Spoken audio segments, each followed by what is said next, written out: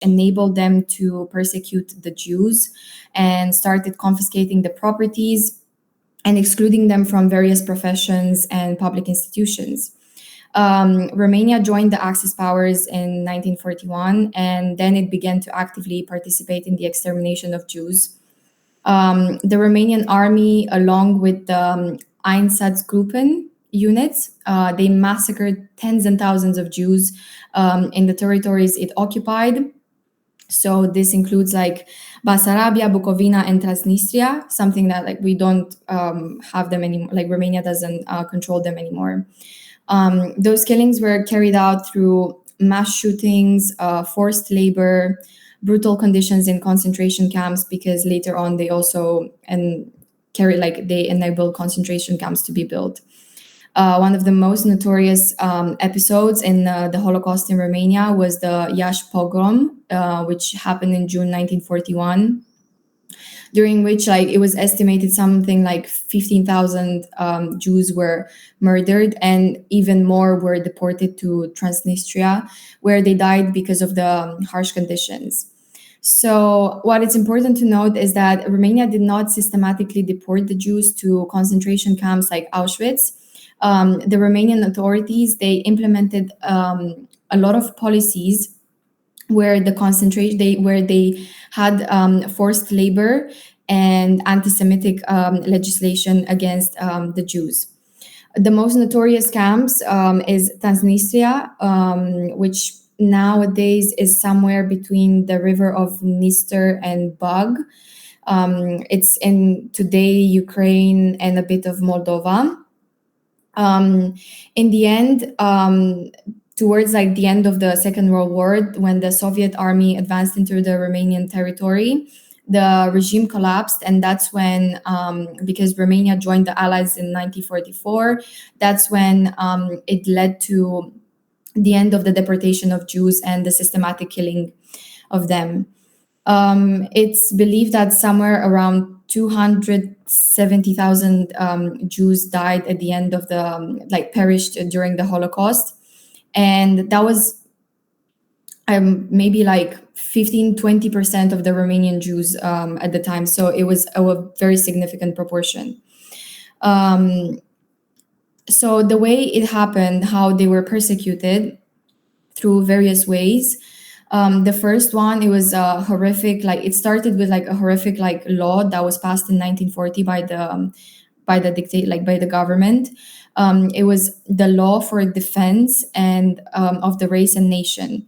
So many Jews were stripped of their properties, and they confiscated everything they owned.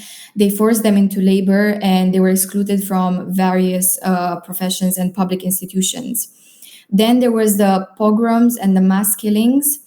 Romanian forces, together with the Nazi Germany, they carried out shooting of the Jews, especially they started killing the Jews on the streets, in public places.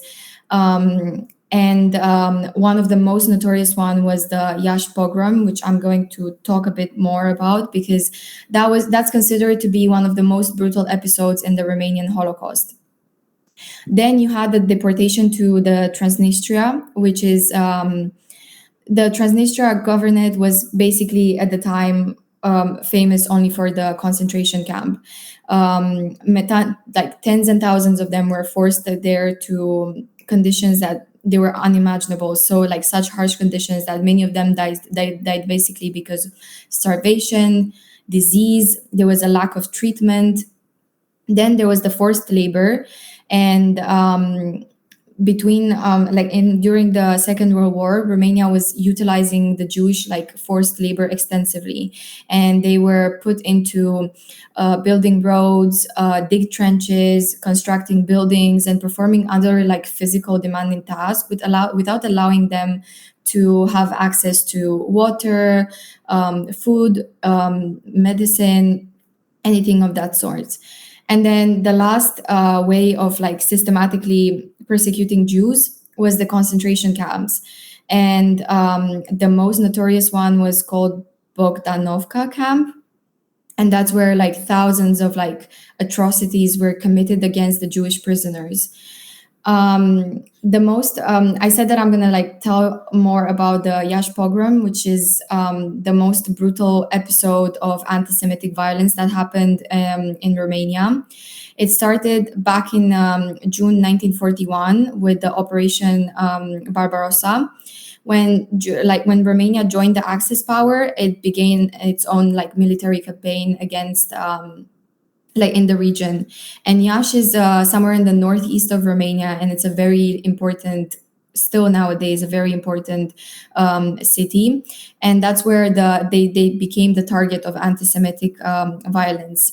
So on June 28th, 1941, there were like rumors that the Jews who lived in Iași were responsible for acts of sabotage, and the mob started to be like, it was formed and began to attack the residents of Iași, the Jews residents.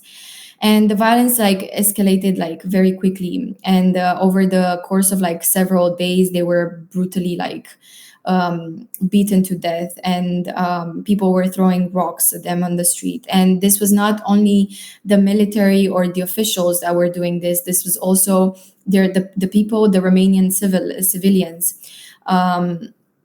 Then it followed into the mass killing. Like I said, they were being tortured on the street in public places. Many of them were killed, like they were killed on the street, and then they were like thrown like in the river, in the Prut River, or even more, like most of them, even like when they were like after they were beaten like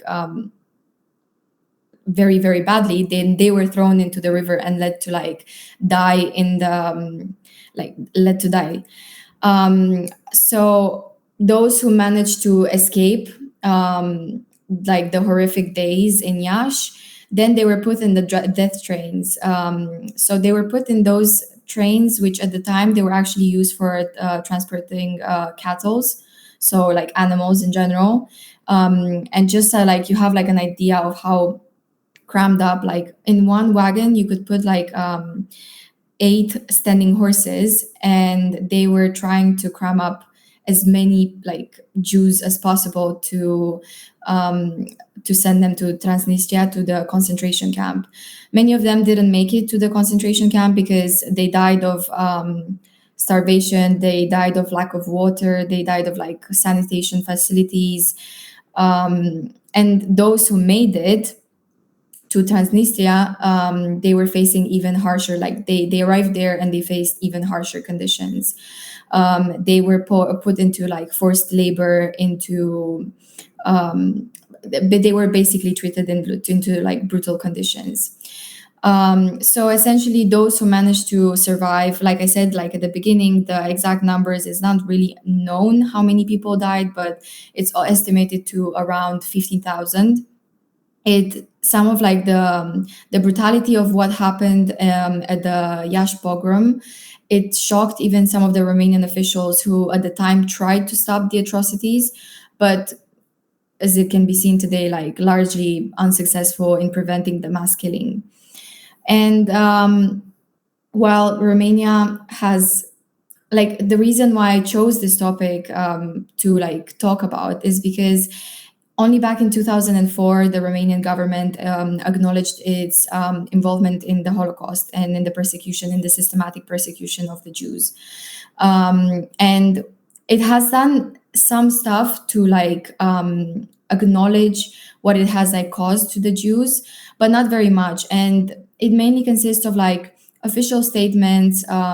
Many presidents and like prime ministers or like official, like in the Romanian authorities, they went on public and they apologized for what happened and they took the fault on their own. And there are other ways in which like Romania has tried to sort of achieve this, to like apologize for what they've done. It's commemorating, so like establishing museums, which like the first museum in Romania to commemorate like Holocaust and to create like a memorial was back in 2009. Compared to like other countries, it was like very very far late. And then there's also a law, it's called the restitution and compensation, which because it's Romania, it takes a lot of like, it's a lot of like bureaucratic like process behind it. So it's a very, very slow process. But what like the government is trying to achieve is essentially to give back what like they confiscated during the Holocaust, and to give it to either the survivors, which to this day there are not many left, or to their like heirs. And one important thing about the Holocaust and why a lot of people need to like make it like implemented and talk a bit more about is because nowadays anti-Semitism is on the rise. And recently I went and I listened to a Holocaust survivor here in Israel who was asked the question, given like anti-Semitism, how do you feel? Because you like over like you've already like experienced the Holocaust and now you're here and you're experiencing this as well. And what he said is actually very shocking. He said that to him, the way he lives right now is that he feels that anti-Semitism is the same, is as high as it was in the 1930s.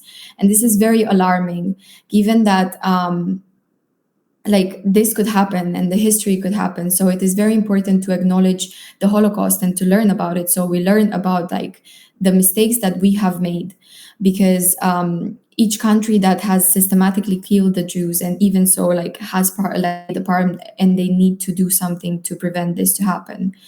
And in Romania, like anti-Semitism is not felt as high as it is in other countries, but for sure it has started like recently to be felt even more high, because we have Romania is now experiencing a democratic kind of landslide with one of those parties that are, they used to be a very small party and very insignificant, but they're starting to gain a lot of momentum.